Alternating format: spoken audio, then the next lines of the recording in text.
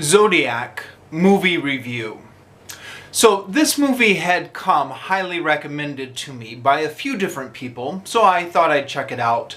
I didn't really know anything about this movie before I put the DVD in, but it turns out it's a true story, based on a true story, about the Zodiac killer who terrorized California in the late 1960s. Now, I had never heard anything about the Zodiac killer before, which, is one of those things. I consider myself a bit of a history buff, and I was especially interested in the period of the 1960s, but never heard the story before, had no idea who he was before watching the movie. Just goes to show there's all these little interesting historical incidents out there that, that go under your radar. So having said that I know nothing about this, obviously you want to take my opinion with a grain of salt, but I've been led to believe, via Wikipedia and via the DVD extras on the movie itself, that they've gone through great pains to be historically accurate in this DVD. I mean, it's not a documentary, it is a drama, but I think as these things go, it's pretty historically accurate. And it's interesting, in the pursuit of being historically accurate, they break some of the normal rules of plotting and screenwriting. So I think in any other movie, you would have maybe composite characters or a streamlined story or more of an effort to get a climactic conclusion. But you've got none of that in this movie. In fact, for most of the movie, it's hard to tell who the main character is. Robert Downey Jr. hogs the screen as Paul Avery for the first half of the film. But then his character drops off the map for the second half. Jake Gyllenhaal's character is in the background for most of the movie, until it becomes the main character near the end.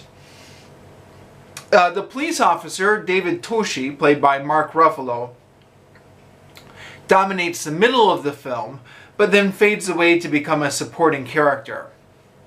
Now, you've got to admire the courage of the filmmakers to go for accuracy over entertainment.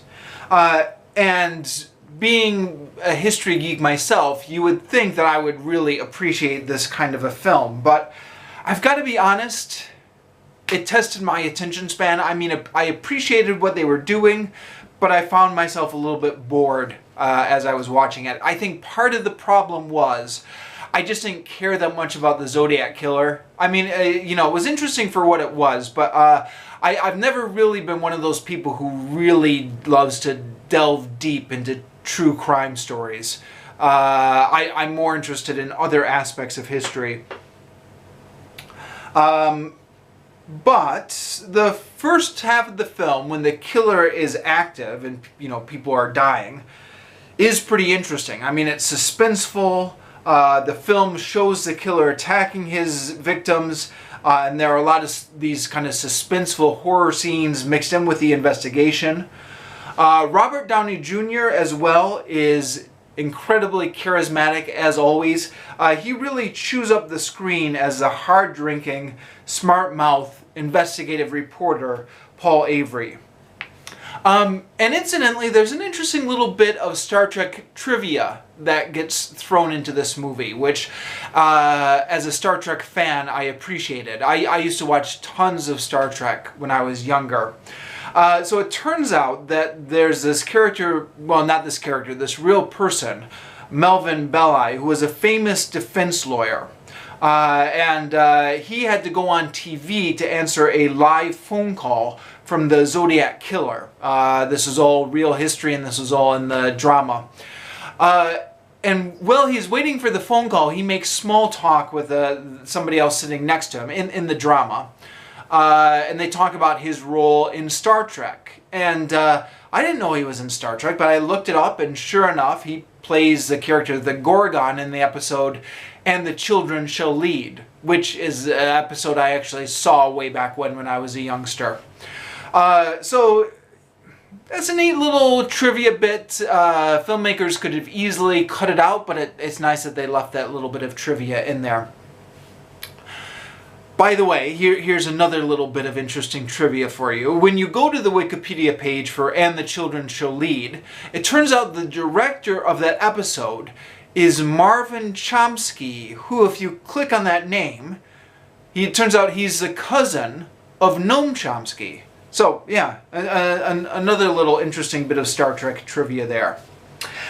Anyway, where the film drags on is, in my opinion, is a continuing investigation long after the Zodiac murders have stopped. The second half of the film is where I started to get a little bit bored and restless. And it's a long film, you know, it's 2 hours and 40 minutes. And, spoiler alert, they never conclusively find out who the Zodiac killer is, which mirrors real life. I mean, according to Wikipedia, the Zodiac killer is one of the most infamous unsolved crime stories ever. So it is unsolved in real life as well as the movie. But it does mean that the movie doesn't really have a satisfying ending. I mean, it's an accurate ending, but it's not satisfying. Still, I can't complain. I had no idea about any of this before I watched the movie. After seeing the movie, I was fully informed on the Zodiac killer and all the controversy surrounding him. And I was entertained for at least half of the movie. So, I can't complain. Oh, by the way, since I've initially seen this film, it's been brought to my attention by people who are a lot more cinematic or technically proficient than I am, that there's a lot of interesting cinematography and camera work and, I don't know, technique going on in this movie. That went completely unappreciated by me, and I'm not proficient enough to comment on any of that anyways, but I don't know, I'll just note it here that somebody more intelligent than me will have more intelligent commentary on the film techniques.